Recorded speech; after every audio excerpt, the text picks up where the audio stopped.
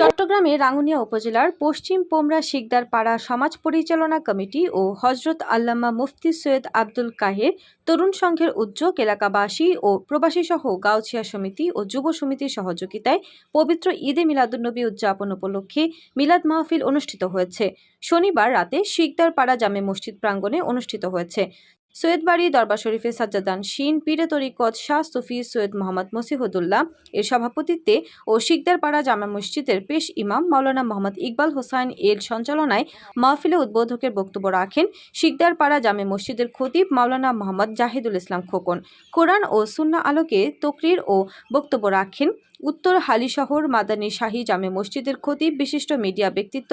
আলহাজ মাওলানা আবু সাদেক রেজভী, কর্ণফুলী সরকারি ডিগ্রি কলেজের অধ্যাপক মাওলানা মোহাম্মদ সাইফুল আলম মাসুদ, পোমরা জামিউল উলুম ফাজিল মাদ্রাসার আরবি মুদাররিস মাওলানা মোহাম্মদ ইয়াকুব আলী, পশ্চিম পোমরা মহল্লার পাড়া জামে মসজিদের খতিব মাওলানা মোহাম্মদ নুরুল ইসলাম, মাওলানা আব্দুল গফুর, কেন্দ্রীয় গাউছিয়া সমিতির সদস্য মাওলানা মোহাম্মদ আবু জাফের আল কাদেরি, শিকদারপাড়া এলাকাবাসী সহ মান্যগণ্য ব্যক্তিবর্গ উপস্থিত ছিলেন। পরে দেশ ও জাতির কল্যাণ কামনা করে দোয়া ও মোনাজাত করেন সৈয়দ মোহাম্মদ মসিহুদ্দৌলা।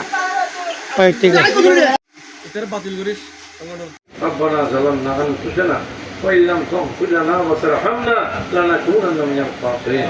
ربنا آمنا واغفر لنا ذنوبنا وكفر عنا سيئاتنا وتوفنا مع الأبرار